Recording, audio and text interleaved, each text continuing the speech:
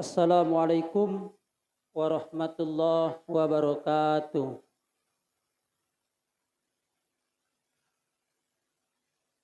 Alhamdulillahi rabbil alamin. Adada khalqihi wa ridha nafsihi wa zinata arsyihi wa midada kalimatihi. Ashhadu an la ilaha illallah wahdahu la syarika lah wa ashhadu anna Muhammadan abduhu wa rasuluhu la nabiyya ba'da. Allahumma salli wa sallim ala habibina al-mustafa wa ala alihi wa ashabihi wa mawala amma ba'du. Pertama-tama, bapak-bapak, ibu-ibu, marilah kita mengucapkan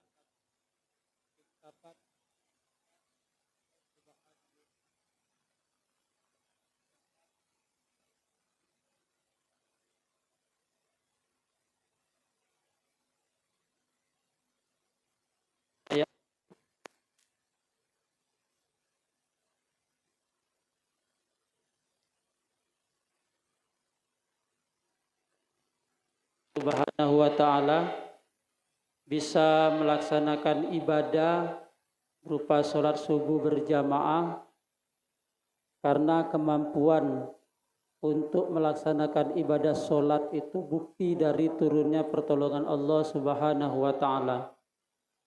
Itu sebab ketika muazin mengumandangkan hayya 'alas shalah, mari menuju untuk mendirikan sholat, kita menjawab la haula wa la quwata illa billah il-aliyyil azim, menunjukkan benarnya kita tidak punya kemampuan tanpa ada pertolongan Allah Subhanahu wa ta'ala.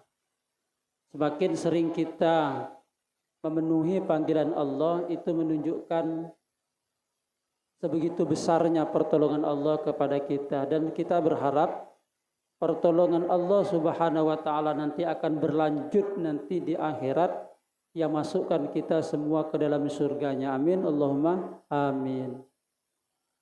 Salawat serta salam mudah-mudahan tetap tercurahkan pada junjungan Nabi besar Muhammad sallallahu alaihi wasallam, dan mudah-mudahan kita termasuk dari golongan umatnya yang kelak mendapatkan syafaatnya di yaumil qiyamah. Amin Allahumma amin. Saya lihat ke belakang, nengok jam 2:30, kaget juga jamnya. Baru kemarin mati, sekarang mati lagi. 2:30 masih subuh. Bapak-bapak, ibu-ibu hadirin rahimakumullah. Sekarang kita berada di bulan Safar, di penghujung bulan Safar, tanggal 27. Sebentar lagi kita akan memasuki bulan Rabiul Awal. Di bulan Safar ada beberapa amalan ibadah yang sesuai dengan tuntunan Rasulullah Sallallahu Alaihi Wasallam. Nah, kita bisa mengamalkan itu setiap tahun, karena patokan kita ini bukan Januari tetapi bulan Muharram. Muharram, Safar, Rabiul Awal, Rabi Tsani, Jumadal Ula, Jumadal Tsaniyah, Rajab, Sya'ban, Ramadan. Sekarang kita di Safar. Di Safar, Rabiul Awal, Rabi Tsani, Jumadal Ula, Jumadal Tsaniyah, Rajab, Sya'ban, Ramadan. Kalau hitung sebentar lagi Ramadan kalau dihitung. Di bulan Safar kita harus memahami apa yang diinginkan oleh Rasulullah, apa yang disunnahkan oleh Rasulullah Sallallahu Alaihi Wasallam. Jadi kemarin saya dapat kiriman judul buku, namanya Lataiful Ma'arif. Setelah dibaca-baca, ternyata buku berjudul Lataiful Ma'arif itu membahas ibadah selama setahun. Langsunglah beli kemarin online, seharga 120 kalau nggak salah itu. 4 hari sampai baca-baca. Ternyata bagus isinya. Tentang panduan kita beribadah di bulan-bulan Hijriyah. Dalam bulan Safar ini, walaupun sebenarnya kita bahas itu di awal, Tapi tidak salah mumpung di penghujung Safar. Karena kalau sudah malam minggu besok kita sudah masuk Rabiul Awal. Tanggal hari Sabtu itu akhir bulan Safar, habis maghrib malam minggunya sudah masuk bulan Rabiul Awal. Jadi jangan kita beranggap tengah malam perpindahan hari di bulan Hijriah. Jadi perpindahan hari bulan Hijriah itu lepas maghrib. Setelah terbenamnya matahari, maka muncullah esok hari itu sudah masuk, habis maghrib itu sudah hari baru. Oleh karena itu setelah sholat Isya itu dikategorikan sebagai sholatul lail. Jadi sholat malam itu tidak hanya tengah malam, sepertiga malam. Setelah Isya pun kita sholat itu sudah dikategorikan sholat tengah malam atau sholat malam. Maka Rasulullah bersabda dalam hadisnya, orang yang sholat Isya berjamaah di masjid itu seperti dia sholat separuh malam. Artinya dia beribadah mulai dari Isya sampai jam 12. Nah barang siapa yang sholat subuh berjamaah, seakan-akan dia sholat semalam penuh. Kapan itu semalam penuh ukurannya? Kalau dalam Islam malam itu dimulai habis maghrib, berarti kita beribadah mulai dari habis maghrib sampai terbit fajar, atau dalam pendapat lain mulai setelah sholat Isya hingga terbit fajar. Itu nilainya dalam pandangan Allah cukup kita sholat 2 rakaat subuh berjamaah, pahalanya sama. Maka rugi sekali kalau kita meninggalkan sholat subuh. Kita kalau mau sholat malam, semalam suntuk, tidak sanggup. Coba sekali-sekali Bapak Ibu praktekkan habis sholat Isya sampai menjelang subuh. Sholat terus 2 rakaat. Yakin. Sampai jam 10, jam 11 itu tidak sadar. Ini sholat apa? Karena saya ngalami waktu dulu masih pertama kali ikut sholat, baru masuk pondok, ikut lagi sholat Lailatul Qadar 12 rakaat 1 salam. Entah yang keberapa, pokoknya ngikut. Ngikut terus itu 12 rakaat 1 salam Pak. Itu sholat Lailatul Qadar. Sekarang baru sadar, tidak ada sebenarnya sholat kayak gitu, itu tidak ada. Hadis Rasulullah pun tidak ada, tapi pengalaman saja. Pengalaman sholat Lailatul Qadar malam Ramadan, pertama semangat. Padahal suratnya surat pendek-pendek, tapi 12 rakaat 1 salamnya itu yang tidak tahan. Ngantuk itu udah kemana. Sama lah Bapak Ibu kalau Jumat itu ngantuk lah kira-kira. Insya Allah tidak. Insya Allah tidak. Nah kita coba bayangkan, sekali kita praktekkan. Nah, sekarang tidak usah kita dulu sampai ke sana dulu. Sholat tasbih saja sekali-kali kita coba praktekkan. Sholat tasbih itu kalau dilaksanakan kurang lebih 45 menit. 45 menit sholat tasbih. Itu kalau dulu pernah kita praktekkan, alhamdulillah tidak ada yang ngantuk di belakang itu waktu kita praktekkan di rumah. Karena saya tidak tahu, tidak bisa melihat ke belakang. Wallahu alam di belakangnya ngantuk apa enggak. Itu kita praktekkan. Ini cuma 2 rakaat setiap hari kita sholat berjamaah, nilainya semalam suntuk kita beribadah. Maka kita manfaatkan sisa umur, karena Rasulullah bersabda dalam hadis kursi, kata Allah, setiap subuh, setiap hari di waktu pagi, kata Allah, ada hambaku yang kafir, ada juga yang muslim. Artinya banyak di waktu subuh itu terjadi pertukaran akidah atau murtad dari akidah. Nanti akan kita bahas. Nah di bulan Safar ini bapak-bapak, ibu-ibu, ada hadis Rasulullah SAW dan kita kaitkan dengan kasus sekarang ini terjadi dengan adanya wabah corona. Nah itu nanti kita kaitkan dengan kebiasaan-kebiasaan kita yang kita anggap itu membawa sial bagi kita. Ternyata itu bahasan rincinya ada di bulan Safar. Nah, kita ini ternyata sudah salah, salahnya kaprah lagi nanti. Keyakinan kita salah, salahnya 2 kali lipat. Melebihi jahiliyah, kesalahan kita itu. Jahiliyah masih salah, tapi kita lebih salah lagi menyikapi tentang keyakinan-keyakinan yang ada di bulan-bulan Islam. Rasulullah bersabda dalam hadis sahihain, an Abi Hurairah radhiyallahu anhu anna Nabi sallallahu alaihi wasallam qala la adwa wa la hamma wa la safar, kata Rasulullah. Tidak ada penyakit menular, tidak ada sesuatu keyakinan buruk tentang burung hantu, dan tidak ada juga sesuatu yang berdampak negatif di bulan Safar. Ada 3 poin yang berada di bulan Safar sekarang ini, yang diwanti-wanti oleh Rasulullah. Pertama, tidak adanya penyakit menular dengan sendirinya. Yang kedua, tidak ada hal-hal yang membawa negatif kalau mendengar suara burung hantu atau melihat burung hantu. Karena banyak orang-orang ini kalau ada wah malam itu banyak orang berpandangan negatif. Yang ketiga, wala safar, dan tidak ada hal-hal yang berdampak negatif kejadian apapun di bulan Safar.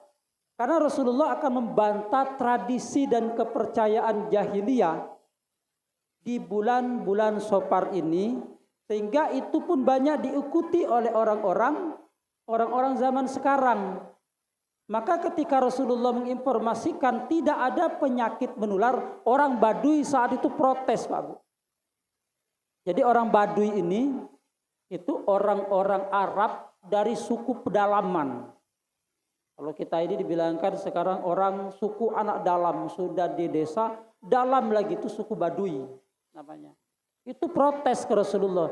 Ya Rasulullah, bagaimana onta-onta yang ada di padang pasir begitu berkumpul dengan penyakit-penyakit menular, kurap katanya. Itu onta yang satunya kok kena Rasulullah. Kalau begitu menular penyakitnya. Kata Rasulullah, kalau begitu siapa yang menyebabkan penyakit onta yang pertama kali? Saya ulangi Pak, ini masalah tauhid dan akidah kita. Rasulullah bersabda, tidak ada penyakit menular, termasuk sekarang COVID menular. Nanti kita akan padukan dengan keyakinan kita untuk menghadapi COVID ini. Karena Rasulullah memberikan contoh. Rasulullah mengatakan demikian, orang Baduy protes, ya Rasulullah, kami pernah terjadi ada onta kurapan di padang pasir, lalu kami ada onta yang sehat kami bawa. Setelah bergabung, kok menular, yang sehat tadi jadi sakit juga, jadi kena kurap juga. Maka Rasulullah memberikan pemahaman, siapa yang membuat onta pertama kali kurap atau penyakit? Maka Rasulullah melanjutkan sabdanya, itu semua karena takdir Allah Subhanahu wa ta'ala. Jadi onta pertama sakit itu kehendak Allah Subhanahu wa ta'ala yang menyebabkan ontanya sakit. Nah kemudian menular, maka itulah atas izin takdir dari Allah Subhanahu wa ta'ala.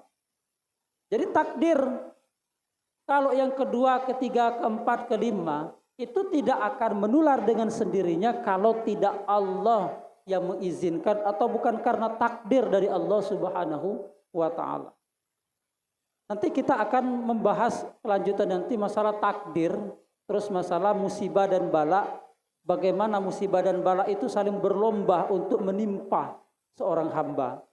Maka di keyakinan dasar kita pertama takdir, artinya keyakinan yang harus kita tanamkan yang mendalam, segala sesuatu yang terjadi di dunia ini tidak akan pernah terjadi tanpa izin Allah Subhanahu wa ta'ala.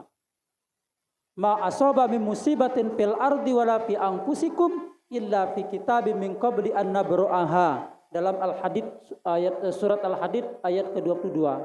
Artinya, tidak ada yang terjadi menimpa musibah sekecil apapun yang berada di bumi ini, baik itu kepada diri kalian semua, kata Allah, kecuali itu sudah tercatat di Lauhil Mahfuz. Adanya COVID sekarang, corona sekarang, itu bukan suatu kebetulan, tapi memang sudah ada di Lauhil Mahfuz. Tidak ada istilah kebetulan di dunia ini.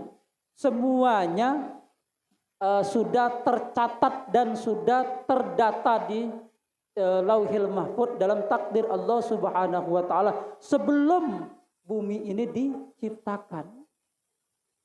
Jadi kalau kita ini Pak, kita kena COVID atau enggak, itu sudah ada di Lauhil Mahfuz. Nah, yang jadi masalah kita, kalau begitu Pak, ada hadis Rasulullah yang populer di kalangan ulama-ulama sekarang, firra minal majzum, firaruka minal asad. Kalian harus lari dari penyakit lepra. Penyakit lepra itu penyakit apa Pak Haji Heru? Oh, lepas kuku itu ya, lepas kuku. Bisa sampai jari-jari bisa lepas. Penyakit lepra itu penyakit kuku bisa lepas, sampai jari itu bisa lepas. Itu menular penyakitnya. Virus penyebabnya. Kata Rasulullah, kalian harus lari. Seperti kalian lari melihat singa. Kenapa singa? Karena singa itu yang paling buas. Kalau harimau belum. Nah, kalau harimau kalau tidak diganggu tidak. Tapi kalau kita melihat harimau pasti kita lari juga. Kenapa? Karena sifatnya mereka buas. Kecuali besok di akhirat singa itu tidak berani. Karena dia sudah takut duluan ke Allah Subhanahu wa ta'ala. Nah kalau begitu kenapa kita harus lari? Rasulullah menyuruh kita lari. Kalau ada penyakit menular sejenis lepra, kita harus lari, jangan dekat. Karena itu menular. Begitu juga ada Rasulullah, idza sami'tum bihi bi ardin faratadkhuluha. Kalau kalian mendengar ada suatu daerah terkena wabah, maka jangan masuk. Nah itu semua tidak bertentangan dengan hadis Rasulullah yang mengatakan tidak ada menular. Karena 3 hadis ini Pak Bu banyak dikomentari orang. Kalau begitu Rasulullah ini tidak benar katanya. Pertama kita perlu jelaskan. Rasulullah bersabda tidak adanya penyakit menular. Yang kedua Rasulullah juga mencegah jangan sampai mendekati penyakit menular. Artinya takdir Allah yang harus kita dahulukan.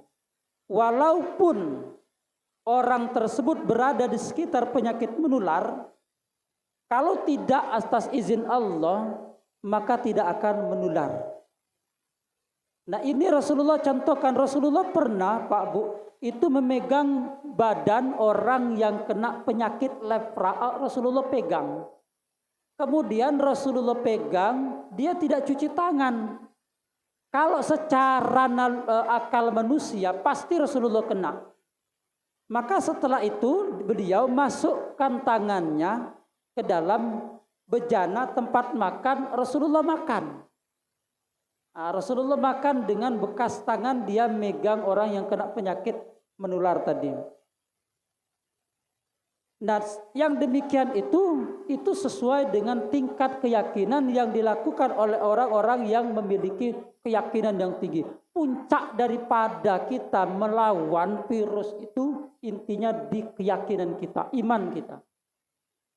Maka banyak orang yang rusak akidahnya, rusak imannya ketika Rasulullah mengatakan, kalau kalian berada dalam satu negeri yang ada wabahnya, kena wabah, maka jangan keluar. Nah orang sekarang tidak, karena dia takut kena wabah menular, dia keluar. Maka kata para ulama, jangan coba-coba kalian menentang hadis Rasulullah. Maka kebanyakan contoh orang-orang terdahulu di negeri itu banyak wabah, kena wabah, mereka lari. Yang kena itu yang lari-lari itu. Yang ingin menyelamatkan itu yang kena. Karena apa? Karena dia kena azab, tidak percaya dengan hadis Rasulullah Shallallahu Alaihi Wasallam. Justru yang di dalam malah aman. Maka kalau kita ada hadis Rasulullah, sudah kita ikut saja. Kita ikuti karena disitulah banyak kebaikan. Kalau dalam negeri ini, dalam desa ini, na'udzubillah misalnya, ada kena penyakit wabah, kata Rasulullah jangan keluar, sudah kita jangan keluar, insya Allah aman. Tapi kalau kita keluar, banyak contoh kasus umat-umat terdahulu, malah itu yang kena itu. Nah, itu juga satu contoh keyakinan kita. Saya sampaikan tadi, idza sami'tuhum bihi bil ardin fala tadkhuluha. Kalau di negeri itu ada wabah, maka jangan masuk. Kita jangan masuk kecuali dalam keyakinan yang kuat. Wah, saya ini punya kebutuhan. Mau tidak mau saya harus, karena ini lebih urgen, lebih penting dan harus saya lakukan. Maka masuk saja. Insya Allah akan aman dengan keyakinan yang kuat. Karena keyakinan kita, Rasulullah dia menyentuh orang yang menular, tapi dengan keyakinan kuat tidak menular. Kita pun berpegangan mencontoh Rasulullah, tapi dengan iman dan keyakinan kuat. Kalau penyakit itu semata-mata atas izin Allah Subhanahu wa ta'ala. Maka kita juga harus menanamkan keyakinan. Jadi di sopar itu amal ibadah kita itu mengangkat, menanamkan keyakinan takwa yang tinggi untuk menghadapi kebiasaan, keyakinan yang salah dari orang-orang jahiliyah. Jadi kalau kita bahas itu Pak, iman, takwa atau tawakal, berserah diri kepada Allah, itu faktor terhindar kita dari wabah penyakit. Jadi dua tadi Pak Bu. Dalam kondisi seperti ini, iman dan tawakal itu faktor terbesar kita terhindar dari penyakit menular. Maka kita praktekkan bagaimana walaupun di beberapa desa kemarin sholat jamaahnya tidak sampai dikosongkan masjidnya, kita bertahan. Dalam rangka apa? Iman harus kita jaga. Sepakatan pemuka-pemuka kemarin sholat tetap walaupun dengan jarak dan prosedur yang tinggi kita ikuti, tapi iman jangan lepas, tawakal kita jangan lepas, karena disitulah kita akan terhindar sesuai dengan hadis Rasulullah Shallallahu Alaihi Wasallam. Maka kita perlu kita menanamkan itu dengan keyakinan, kata Rasulullah yang Rasulullah ajarkan, begitu tangannya bersentuhan dengan orang penyakit, Rasulullah bersabda, "Qul bismillah, siqqatum billah, wa tawakkal 'ala Allah." Makanlah, kata Rasulullah, makan tapi dengan nama Allah. Keyakinan tinggi, percaya kepada Allah dan tawakallah kepada Allah. Jadi kalau sekarang ini kita, wah saya udah bersentuhan tadi itu dengan orang penyakit, mau makan takut, jangan-jangan ada virus. Maka Rasulullah kasih cara, kul, makanlah. Tapi dengan 3 cara. Bismillah, sebut dulu nama Allah, Bismillahirrahmanirrahim. Siqqatum billah, percayalah kepada Allah. Tingkatkan, tidak akan menular. Wa tawakkal 'ala Allah, serahkan kepada Allah. Kalau mau menular memang sudah takdir saya. Nah demikian anggapan Rasulullah, aman Rasulullah, tidak tertular. Ini perlu kita contoh. Nah dengan demikian maka mudorot dengan tawakal itu akan terhindar, manfaatnya akan kita peroleh. Tetap jangan sampai kita terlalu ngotot, jangan sampai kita terlalu percaya diri. Tawakal kita gunakan, syariat juga kita jalani. Jangan hanya percaya 100% tapi tanpa syariat. Artinya kita percaya tapi cara-caranya pun kita gunakan. Maka demikian kita akan terhindar Bapak-bapak, Ibu-ibu. Nah, tadi kita kaji, jadi Pak Bu, yang diperintahkan oleh Rasulullah kita menghindar dari sebab-sebab penyakit itu. Bukan menghindar dari penyakitnya. Kita disuruh menghindar dari sebab musabab. Dari penyebab penyakit itu. Karena Allah itu menciptakan sebab. Adanya musabab karena ada sebab. Terjadinya sesuatu itu karena ada sebab. Menularnya COVID kepada seseorang itu karena ada sebab. Apa itu sebabnya? Sebabnya malas cuci tangan. Disuruh untuk senantiasa menghindar dari orang-orang penyakit, dia tidak menghindar. Itu sebab. Nah dia ini sebab ini yang oleh Rasulullah untuk dihindari. Jadi kita itu diperintahkan untuk menghindari dari sebab-sebab akibat. Karena sebab itulah yang diciptakan oleh Allah. Kenapa demikian Pak? Karena banyak orang kafir, syirik, murtad itu karena adanya salah sebab. Saya contohkan yang paling gampang begini Pak Bu. Dalam ilmu, ini ilmu apa ini saya kurang tahu juga, ilmu fisika apa ilmu biologi, mungkin Pak Said lebih tahu. Hujan itu terjadi karena adanya uapan air yang mengumpul menjadi awan nih Pak Said. Kemudian turun hujan.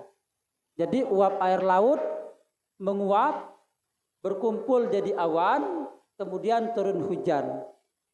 Dalam keyakinan akidah Islam, kalau kita berkata hujan karena sebab hujan itu karena ada uap air, kemudian jadi awan, kemudian turun hujan, tanpa melibatkan Allah, maka kita sudah syirik sebenarnya. Karena kita percaya dengan sebab, bukan percaya dengan Allahnya. Yang lebih bagus sebab hujan ini dari Allah Subhanahu wa taala, tapi sebabnya itu dari uapan air laut kemudian berkumpul jadi awan, turunlah hujan. Kita kaitkan dulu, hujan dari mana hujan itu? Dari Allah. Itu pertama cara kita untuk menanamkan keyakinan. Sebabnya apa? Sebabnya tadi uap air jadi awan kemudian turun hujan. Sama ketika ada orang tertular penyakit. Kenapa tertular? Oh itu karena dia bersentuhan dengan orang yang kena sakit. Coba kalau dia ada bersentuhan, tidak mungkin tertular. Nah keyakinan dan akidah serta kepercayaan demikian itu menyebabkan orang syirik. Makanya Allah melalui hadis qudsi berkata setiap pagi itu ada hambaku yang syirik, yang murtad, ada juga yang Islam. Karena masalah keyakinan tadi. Terlalu percaya dengan sebab tanpa melibatkan Allah Subhanahu wa ta'ala. Contoh kita kalau pagi hari. Oh saya ini kalau tidak karena alarm mungkin tidak bangun subuh itu. Itu sudah salah. Padahal kita bangun itu karena Allah Subhanahu wa ta'ala. Sebabnya melalui alarm. Bapak Ibu juga kalau ada alarm mungkin bablas. Nah alarm inilah syariat kita untuk memadukan keyakinan, tauhid dan syariat. Sama saya pasang alarm bukan berarti saya percaya semuanya itu karena faktor alarm, tapi karena faktor Allah yang berkehendak melalui sebabnya tadi alarm. Ya buktinya juga kadang lupa alarm ya bangun. Ya memang itulah kehendak Allah Subhanahu wa ta'ala. Ini sebab yang harus kita tanamkan pertama kali agar kita tidak salah akidah. Jadi jangan sampai sekali-kali kita beranggapan itu karena sebab. Karena sebab itu sendiri ada dua Pak Bu. Ada sebab yang baik. Ada sebab yang negatif yang tidak baik. Kita harus sikapi. Contoh begini, kalau kita ada sebab yang baik. Sebab yang baik contoh, perang Badar. Perang Badar itu 300 melawan 1000. 300 melawan 1000, pasukan muslim 300, pasukan kafir 1000. 3 kali lipat.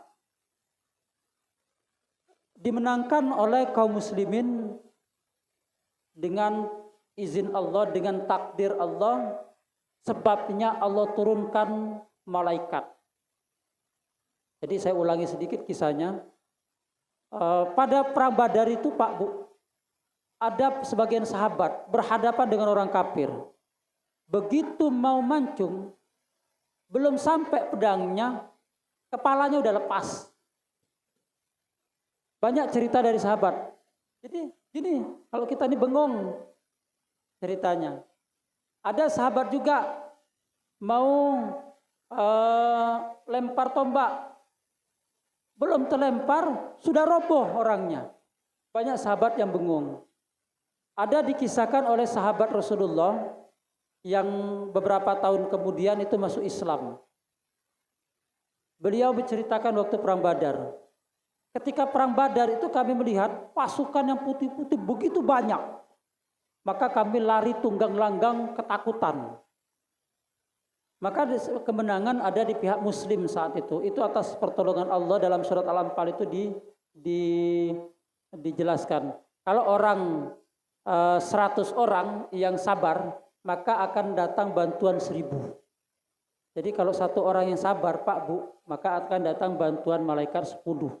Maka kalau kita sabar, sekarang ada masalah kita sabar, ada musibah kita sabar, itu malaikat akan bantu 10 malaikat.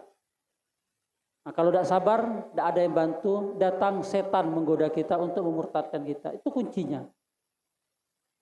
Maka dengan kemenangan itu, orang-orang Islam yakin kemenangan atas bantuan Allah melalui malaikat. Melalui sebabnya Allah turunkan bantuan malaikat. Sebenarnya kemenangan itu Allah yang punya. Maka dikisahkan ini adalah kemenangan dari Allah Subhanahu wa taala. Kemenangan Allah, karena yang perang waktu itu Allah kebanyakan, melalui sebabnya adalah malaikat-malaikat. Nah, bantuan kemenangan kaum muslimin dalam kacamata manusia itu merupakan faktor sebab yang baik. Jika kita mendapatkan faktor sebab yang baik, maka kewajiban kita itu mengaitkan Allah. Ini punya Allah. Ini datangnya dari Allah. Contoh, kita bepergian, pulang pergi, alhamdulillah tidak terjadi apa-apa. Artinya ini baik, kejadian baik. Maka faktor kita pertama kali harus berkeyakinan ini takdir Allah kepada saya, penyebab dia menjadi baik. Kalau yang baik-baik, maka wajib bagi kita itu sandarkan ke Allah Subhanahu wa taala, karena Allah yang membantu untuk terjadinya hal-hal yang baik. Tapi Pak Bu, kalau sebab itu yang buruk, maka jangan kita sandarkan kepada Allah, tapi sandarkanlah ke dosa yang kita lakukan. Ma asabaka min hasanatin faminallah. Wa ma bikum min ni'matin faminallah. Jadi kalau yang baik-baik itu ya sandarkan ke Allah, karena Allah. Hadza min fadli rabbi, kata Nabi Sulaiman. Begitu dia lewat bersama pasukannya, dengar ada semut bercerita, pasukan semut masuk ke dalam benteng kalian, masuk ke lubang, karena kalian akan terinjak oleh pasukan Sulaiman. Mereka mau lewat, Sulaiman dengar, diberhentikanlah pasukannya. Nabi Sulaiman paham semut-semut mau masuk. Maka Sulaiman berkata, hadza min fadli rabbi.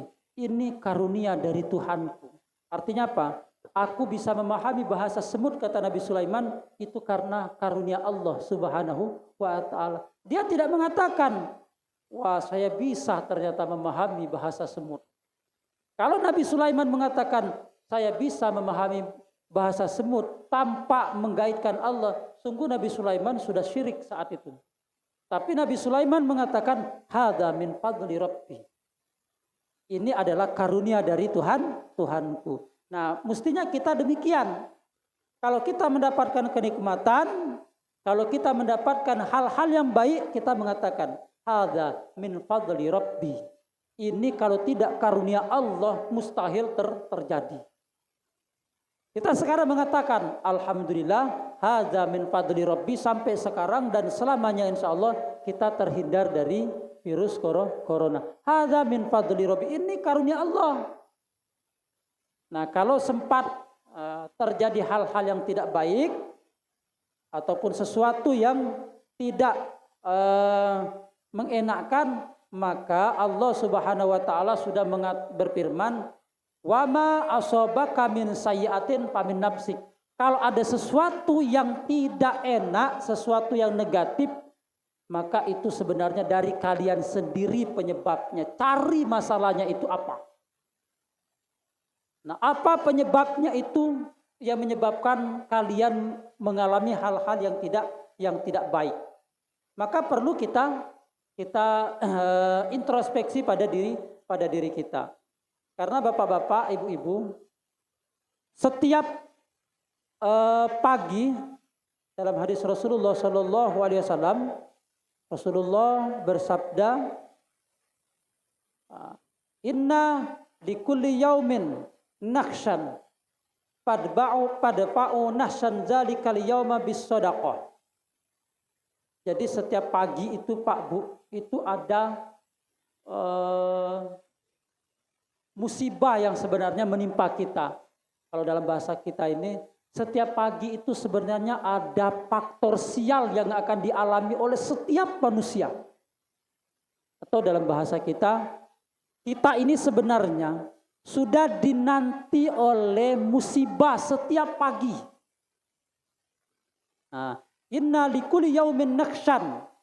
Setiap hari itu ada sial yang menimpa seseorang, maka caranya pada pa'u nakhshan zalikal yaum, maka tolaklah sial itu setiap hari dengan apa? Bis shadaqah, dengan sedekah. Kenapa? Karena kalau kita kaitkan tadi Pak Bu, kita dosa itu setiap hari melaksanakan, terjebak atau melakukan dosa. Nah, dosa itulah yang sebenarnya membawa kita sial. Jadi tidak ada kesialan dari Allah, itu tidak ada. Jangan pernah kita mengatakan, wah sial ini dari Allah. Tidak. Sial yang kita alami, faktor musibah yang terjadi itu karena faktor dosa yang kita lakukan. Maka kalau kita ingin terhindar dari dosa Pak Bu, dari sial ataupun dari kecelakaan atau dari musibah, maka amalkan hadis Rasulullah ini. Pada pa'u nakhshan dzalikal yaum bis shadaqah, dengan sedekah. Maka bagus, beberapa waktu yang lalu bahkan kita paling sering dengar sedekah subuh. Ya itu bagus, itu apa? Pertama, agar hari itu kita terhindar dari musibah. Kenapa? Karena yang kedua, antara bala musibah dan doa itu di langit itu perang. Nah, musibah atau bala atau bahasa kita ini sial, itu dengan doa di langit itu perang. Apa maksudnya, apa perang? Maksudnya sial itu ingin turun menimpa seseorang, maka dengan doa sial akan terhalang, perang di langit. Di antaranya yang kedua, untuk menolak agar kita terhindar dari sial ataupun dari bala musibah dengan doa. Ya Allah, jagalah saya, hindarkanlah bala musibah. Nah itu dalam rangka kita agar terhindar, hari itu kita terhindar. Maka setiap pagi kita berdoa, diajarkan oleh Rasulullah. Zikir pagi. Allahumma bika asbahna wa bika amsyayna wa bika nahya wa bika namut wa ilaihin nusyur. Ya Allah, mulai pagi ini Allahumma bika asbahna, saya mulai pagi, wa bika amsyayna, saya memulai sore, wa bika nahya, karena mulai ya Allah saya hidup, wa bika namut, karena faktormu juga ya Allah saya meninggal, wa ilaihin nusyur, kepadamu saya kembali. Kita mengadu, ya Allah, mati hidup saya itu karenamu. Setiap pagi kita mengucapkan demikian dalam rangka apa? Dalam rangka andai kata ada musibah, Allah angkat musibah itu. Karena di setiap pagi Pak Bu, setiap hari bala, musibah, sial dengan doa itu perang. Kita aja enggak tahu. Maka kalau orang enggak pernah, orang yang sering kena musibah, sering kena sial, itu lihat ada enggak doanya? Berdoa enggak selama hidupnya? Atau pernah bersodako enggak? Atau perlu kita cross check. Jangan sebentar-sebentar kita menyalahkan Allah. Apalah dosaku? Orang banyak dosa, aku enggak ngaku. Maka enggak usah kita berunggap apalah dosa kita, mengeluh dosa. Kita banyak dosa. Caranya sekarang amalan kita setiap pagi sodako, perbanyak doa, maka sial, musibah dan segala macamnya tidak sampai ke kita. Itu kerjaan kita sekarang itu. Banyak istighfar. Maka dari itu perlu kita memperbanyak yang namanya sodako, doa, zikir pagi yang saya sampaikan tadi. Allahumma bika asbahna wa bika amsayna wa bika nahya wa bika namut wa ilaihin nusur. Kalau sore dibalik, Allahumma bika amsayna wa bika asbahna wa bika nahya wa bika namut wa ilaikal masir. Itu zikir kita di sore hari. Dalam rangka apa? Menolak bala. Kalau sekarang banyak nolak bala dengan doa. Biasanya Pak Jupri, bulan apa itu Pak Jupri nolak bala? Bulan-bulan apa biasanya nolak bala itu? Setahun sekali misalnya. Jadi kalau kita di dusun itu setahun sekali tolak bala, doa bersama. Dia ada apa-apa setahun sekali. Tapi kalau bisa setiap pagi kita nolak bala. Kita tolak bala itu setiap pagi. Jangan setahun sekali. Bolehlah setahun sekali kita bareng-bareng. Tapi yang bagus itu yang benar setiap pagi kita tolak bala itu. Kalau takut doa kita tidak terkabul, udah infak. Setiap pagi kita bawa 1.000, 2.000. Itu kita masukkan untuk menolak bala. Kalau misalnya ya Allah kemarin dosa saya banyak sekali saya lakukan. Ngumpat, ini tidak sengaja, ini segala macamnya. Masa ya balanya pasti besar. Ya infaknya besar juga. Kalau kita merasa dosanya banyak, kita tolak juga dengan yang besar. Kalau dosanya besar, terus ditolak dengan yang kecil, masih ada sisa. Bisa menimpa kita. Insyaallah lebih 3 menit kita. Yang ketiga, yang harus cara kita menghindar Pak Bu. Menghindar sial atau menghindar musibah. Kalau Bapak Ibu punya pembantu, maka jangan sampai pembantu itu merasa tersiksa. Kalau Bapak Ibu punya karyawan, jangan sampai karyawan itu merasa terzolimi. Kalau Bapak Ibu punya pegawai, jangan sampai pegawai itu merasa terzolimi atau tersiksa. Karena Rasulullah bersabda, bagi orang yang menyiksa pembantunya, maka dia akan mendapatkan musibah. Apa maksudnya? Karena kita sudah menyakiti dan menzolimi orang, maka Allah pun akan menzolimi kita. Artinya apa? Bukan faktor Allah yang menzolimi, tapi perbuatan sebab dosa kita kepada orang lain, menyakiti orang lainlah yang menyebabkan kita mendapatkan sial. Jadi kalau Bapak Ibu punya pembantu, loh kok saya ini sial tuh, lihat. Bapak Ibu baik enggak dengan pembantu? Kalau kita tidak baik dengan pembantu, wajar kalau kita tertimpa musibah terus. Maka hindari menyakiti pembantu, karyawan, ataupun anak buah yang bekerja pada kita. Itu yang keberapa tadi? 4. Yang kelima. Yang kelima, penyebab datangnya musibah, bala atau sial, itu jeleknya akhlak. Su'ul khuluq, perangainya tidak baik. Jadi kalau kita ingin terhindar dari sial, berperangailah, berperilakulah dengan baik, berakhlaklah dengan akhlak yang baik. Hiasilah diri kita dengan akhlak dan budi pekerti yang baik, maka akan terhindar. Selanjutnya, ada seorang ulama mengatakan, namanya Abu Hazim. Abu Hazim itu berkata, orang yang menyibukkan, memprioritaskan sibuknya selain Allah, maka besar kemungkinan dia akan sering tersimpa sial. Saya menggunakan kata-kata sial lebih enak, Bu, lebih enak kita cerna. Kalau kita mengatakan bala musibah, nah itu terlalu tinggi. Karena yang kita hadapi ini kan biasanya sial. Sial, kenapa sial? Dikit-dikit sial. Nah, kata Abu Hazim, orang yang memprioritaskan kehidupannya selain Allah, maka besar kemungkinan dia akan tertimpa sial terus. Contoh, prioritasnya harta, Allah dia nomor 2-kan. Prioritas dia dunia, dia kejar dunia terus, sehingga sholatnya sisa-sisa waktu. Wah, ini tanggung ini. Sebentar lagi ini masih jam 1. Oh, masih tanggung lagi. Ya terus akan dibuat tanggung oleh Allah kerjaannya. Ujung-ujungnya sisa sholat, dia sholatnya untuk Allahnya sisa-sisa waktu.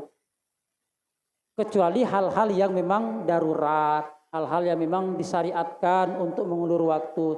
Tapi kalau tidak karena faktor dunia, karena faktor yang bukan karena Allah mensyariatkan, kita ulur terus, artinya kita menomor 2-kan Allah, atau dia lebih memprioritaskan keluarganya. Wah, keluarga nomor 1, sehingga Allahnya nomor 2. Nah, kata Abu Hazim, orang yang memprioritaskan hidupnya selain Allah, besar kemungkinan dia tertimpa sial terus. Nah, sekarang kita introspeksi. Kalau misalnya kita ini banyak ke dunianya, ke keluarganya, ke harta kita, ke pekerjaan kita, Allah bukan prioritas, nah hati-hati. Hati-hati, sial sudah menanti kita. Jadi bukan karena Allah ingin menyialkan kita, tidak Pak Bu. Tapi karena durhaka kita ke Allah, yang terakhir penutupnya kenapa banyak orang kena sial, karena sial itu karena terlalu banyak berbuat dosa ke Allah Subhanahu wa taala. Tidak diistighfari, tidak mohon ampunkan, maka disitulah banyak turun-turun sial. Jadi ada 7 faktor yang menyebabkan sial turun. Pertama, sial turun bukan menyebabkan sial, tapi ada 7 faktor yang bisa mencegah sial musibah itu menimpa kita. 1, perbanyak sedekah. Yang paling hebatnya Pak Bu sedekah. Sedekah ini bala musibah atau sial ini tidak akan pernah bisa mendahului sedekah. Saya gambarkan tadi. Sial itu perang di langit dengan doa. Karena bisa jadi sial itu mendahului doa, karena doa kita tidak terkabul. Ya Allah, hindarkanlah saya dari musibah, itu masih perang. Doa dan musibah atau sial itu masih perang di langit. Kalau doa kita tidak terkabul, ditolak oleh Allah, bisa sial mendahului dan jatuh ke kita. Tapi hebatnya sedekah. Kita sedekah, sial sudah kalah. Kalau berlomba, sial itu tidak akan pernah bisa mendahului sedekah.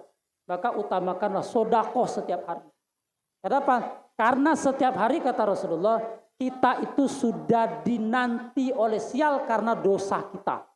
Maka tolak sial itu, tolak musibah itu, tolak bala itu dengan sedekah. Pertama. Yang kedua, kalau punya pembantu, perbaiki, berbuat baiklah dengan pembantu. Jangan sampai menzolimi pembantu, karena itu merupakan faktor datang sial. Ketiga, doa. Sudah saya jelaskan. Keempat, banyak zikir. Terutama di zikir pagi. Pendek-pendek saja. Yang kemarin kita ajarkan Bu, itu sudah bagus. Kita ajarkan waktu beberapa menjelang Covid dulu, pernah kita praktekkan 5 zikir, itu sudah bagus. Bismillahirrahmanirrahim, la yadurru ma'asbi syai'un fil ardi wa fis sama' wa huwas samiul alim. Terus hasbunallah ni'mal wakil ni'mal maula wa ni'man nasir, la haula wala quwata illa billah. Yang ketiga, la ilaha illa anta subhanaka inni kuntu minaz zalimin. Yang keempat, tahassantu bizil izzati wal jabarut wa tasamtu bizikril malakul maut sampai terakhir. Yang keempat, qul a'udzu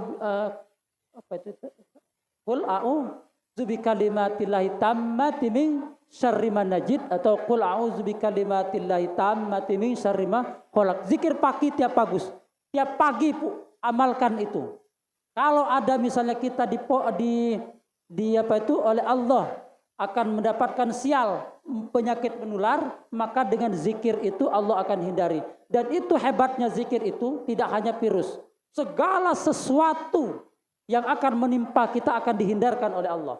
Karena di awalnya bismillahilladzi la yadurru ma'asmi syai'un fil ardi wala fis sama' wa huwas samiul alim. Tidak akan bisa mencelakakan apapun yang ada di langit dan di bumi. Jadi kalau ada hal-hal dari langit dan bumi ingin mencelakakan, maka tidak akan terjadi. Amalkan zikir itu. Jangan sampai, sekarang udah jarang. Amalkan. Usikum nafsi. Saya pun berusaha untuk senantiasa mengamalkan itu. 5 itu kita amalkan.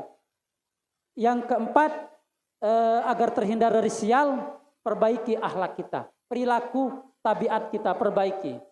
Yang keenam, dahulukan sibuk untuk Allah Subhanahu wa ta'ala. Yang terakhir, hindari maksiat sekecil apapun, karena maksiat itulah penyebab faktor datangnya sial. Usikum nafsi bitaqwallah. Kita berdoa kepada Allah, mudah-mudahan Allah Subhanahu wa ta'ala menghindarkan kita dari segala macam musibah. Mudah-mudahan Allah Subhanahu wa ta'ala memudahkan segala urusan kita. Allah Subhanahu wa ta'ala mengganti Bapak Ibu yang bersedekah pada pagi hari ini dengan balasan yang berlipat ganda. Allah angkat penyakitnya, Allah mudahkan segala urusannya, Allah tunjukkan kita ke jalan yang benar, dan Allah bimbing kita sehingga kita nanti bisa bertemu di surga Allah Subhanahu wa ta'ala. Amin. Allahumma amin. Al-Fatihah. A'udzubillahi minasyaitonirrajim. Bismillahirrahmanirrahim.